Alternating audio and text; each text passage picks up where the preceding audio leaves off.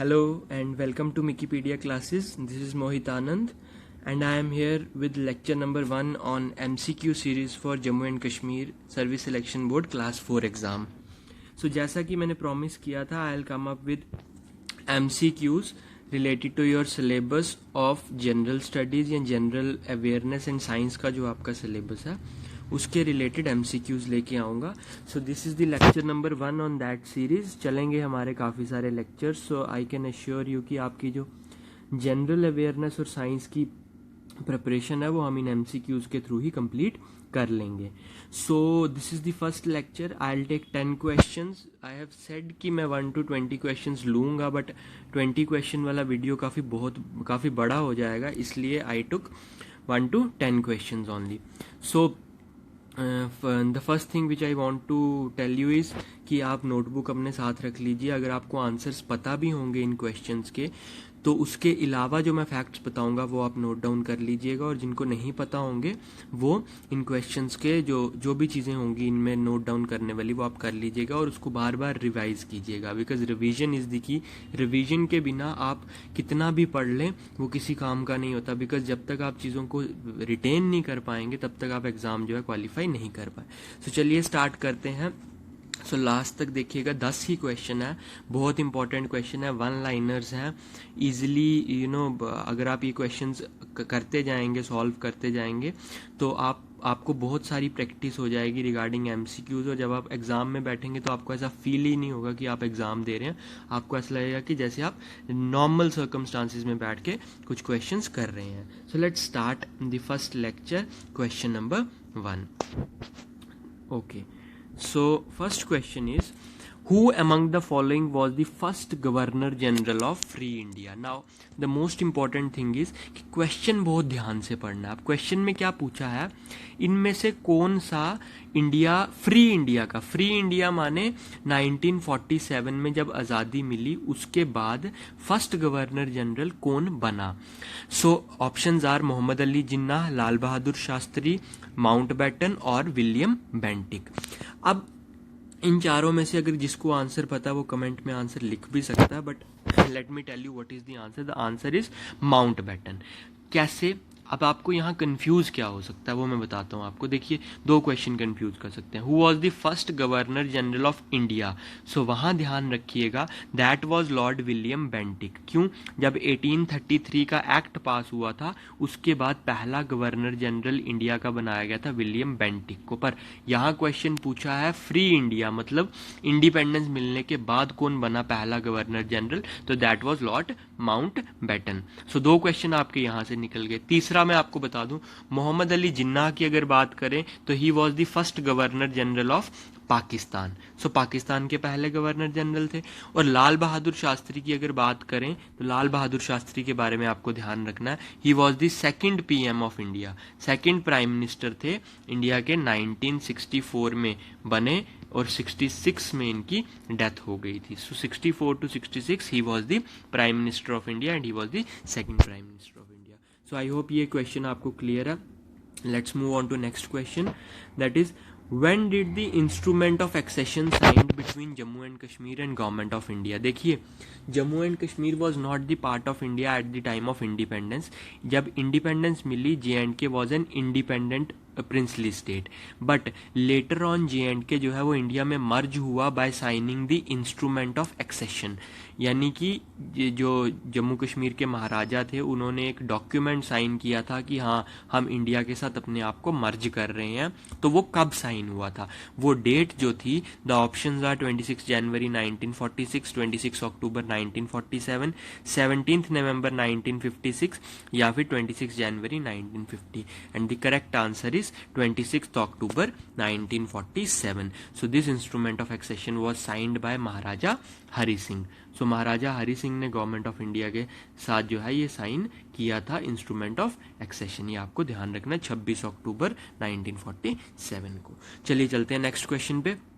Next question is, category जो हमारी है sports, that is Viswanathan Anand is associated with which of the following games. अब विश्वनाथन आनंद का आई होप सबने नाम सुना होगा और सबको पता भी होगा कितने साल तक ये नंबर 1 प्लेयर रहे हैं इस गेम के. So options are billiards, chess, golf or rugby? So the correct answer is chess. So Vishwanathan Anand is a very renowned name in the chess. Fine. चलिए next question, that is from your science portion, which of the following is not present in an animal cell? Animal cell में इन चारों में से कौन सी चीज नहीं होती है, नॉट प्रेजेंट, ठीक है? So options are cell wall, mitochondria, ribosomes या साइटोप्लाज्म.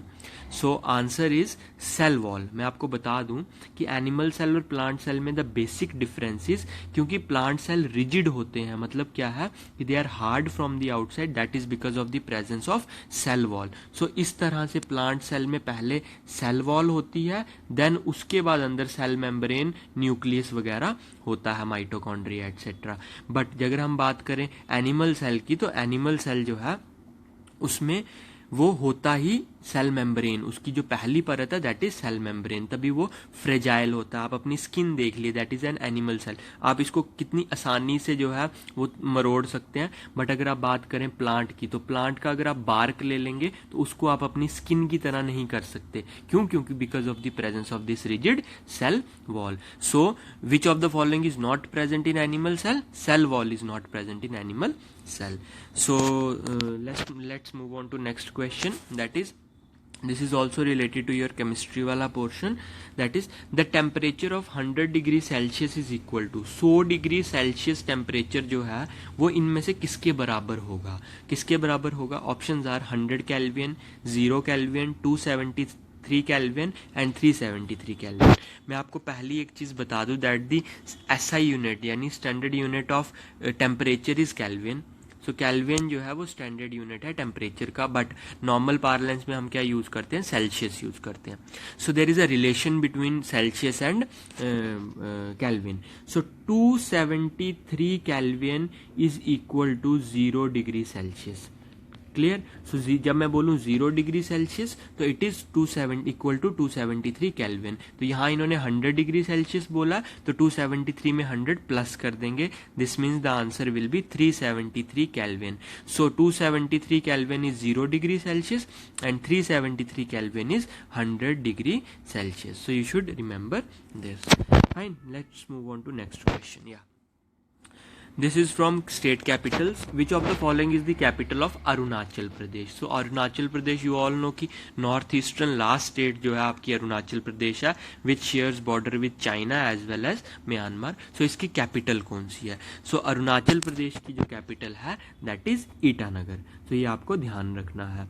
So बाकी अगर हम बात करें इम्फाल, तो इम्फाल है मणिपुर की कैपिटल. अगर हम बात करें अगरतला, तो अगरतला है त्रिपुरा की कैपिटल. और अगर हम बात करें कोहिमा, तो नागालैंड की कैपिटल है कोहिमा. सो यहाँ से आपके 4 क्वेश्चन निकल गए. Arunachal Pradesh Itanagar, Tripura Agartala, Nagaland Kohima and Manipur Imphal. Fine, let's move on to next question. Jawaharlal Nehru Port is located in which state? So this relates to your geography wala, Indian geography wala portion, because ports form a very important part of Indian geography. So Jawaharlal Nehru Port जो है ये कहाँ पे है, किस state में है? Gujarat, Maharashtra, West Bengal और Tamil Nadu. So the correct answer is Maharashtra. So ये आपको ध्यान रखना है. नेक्स्ट चलते हैं. When did Akbar invade Kashmir? So this forms a part of history of J&K as well as Indian history. So Akbar ने कश्मीर को इन्वेड कब किया था, यानी कश्मीर को अपने कब्जे में कब लिया था? तो ऑप्शंस आर 1576, 1586, 1596 और 1566. सो द करेक्ट आंसर इज 1586. सो 1586 में अकबर ने इन्वेड किया था कश्मीर को. चलिए नेक्स्ट क्वेश्चन पे चलते हैं. The battle of Chausa was fought in which year? So this again from history. Battle of Chausa किस साल में हुई थी? 1539, 1540, 41 या 42? सो इसके रिलेटेड मैं और फैक्ट्स भी आपको बताता हूँ. पहले देख लीजिए, ये हुई थी 1539 में. अब किसके बीच में हुई थी ये भी आपको ध्यान रखना. सो दूसरा क्वेश्चन आपका यहाँ से निकल जाएगा. सो बैटल ऑफ चौसा हुई थी Humayun. Humayun you all know who was the son of Babur, who laid the foundation of Mughal empire. Babur ने रखी थी फाउंडेशन और बाबर का बेटा था हुमायूं. हुमायूं और शेर शाह सूरी के बीच में हुई थी बैटल ऑफ चौसा 1539 में. सो ये आपको ध्यान रखना है. और जीता कौन था? शेर शाह सूरी. एक्चुअली हुमायूं जो था वो भाग गया था वहाँ से. So Sher Shah Suri won the battle in 1539. So that was the battle of Chausa, that you should remember. चलिए नेक्स्ट क्वेश्चन पे चलते हैं. And the last question of this video, that is Hirakud Hydel Power Project is located in on which river? So this is a very important Hydel Power Project. Hydel Power Project वो होता है जहाँ पे dam बना के पानी से बिजली बनाई जाती है. ठीक है, पानी को ऊपर से नीचे की तरफ बहाया जाता है और नीचे टरबाइंस घुमा के बिजली बनाई जाती है. सो हीराकुड डैम भी पूछा जा सकता है और हीराकुड हाइडल पावर प्रोजेक्ट भी पूछा जा सकता है. इनमें से किस रिवर पे बना हुआ है? So options are Godavari, Ganga, Mahanadi और कावेरी. सो आपको ध्यान रखना, it is on Mahanadi river in Odisha. So आपको ये चीज ध्यान रखनी है. So Hirakud hydel power project is on Mahanadi river. So this is all about the questions. जो आज 10 क्वेश्चन हमने डिस्कस करने थे, बहुत इंपॉर्टेंट क्वेश्चंस है. जिनको आते थे वो इनके जो मैंने एक्स्ट्रा फैक्ट्स बताया वो नोट डाउन कर लीजिए. जिनको नहीं आते थे वो इन सबको नोट डाउन कर ले ताकि आप इनको बाद में रिवाइज कर पाए. So I hope this lecture is clear. I will come up with this second lecture soon, जिसमें हम 10 क्वेश्चंस और डिस्कस करेंगे. इसके अलावा अगर किसी को कोई क्वेरी है तो वो कमेंट सेक्शन में पूछ सकता है. और एज यू नो कि इस टाइम पे सब everyone is aspiring for jobs. तो आप प्लीज़, क्योंकि ये फ्री सीरीज़ है, तो आप प्लीज़ अपने फ्रेंड्स या आपके आगे पीछे जो भी प्रिपरेशन कर रहा है एग्ज़ाम की, not only class 4th exam but और भी अगर किसी एग्ज़ाम की तैयारी कर रहा है, जैसे कि एसएससी का कोई एग्ज़ाम है, क्योंकि एमसीक्यूज़ वहाँ पे 1 लाइनर्स ही आते हैं. सो मैं ट्राई करूँगा कि इनका लेवल आहिस्ता आहिस्ता हम थोड़ा सा बढ़ाएँ, जिससे कि आप बाकी एग्ज़ाम्स की प्रिपरेशन भी कर पाएंगे. सो प्लीज़ उनके साथ भी शेयर कर दीजिए ताकि उन सबको भी हेल्प मिल जाए. So with the new lecture I will be back soon. So till then take care. God bless you all.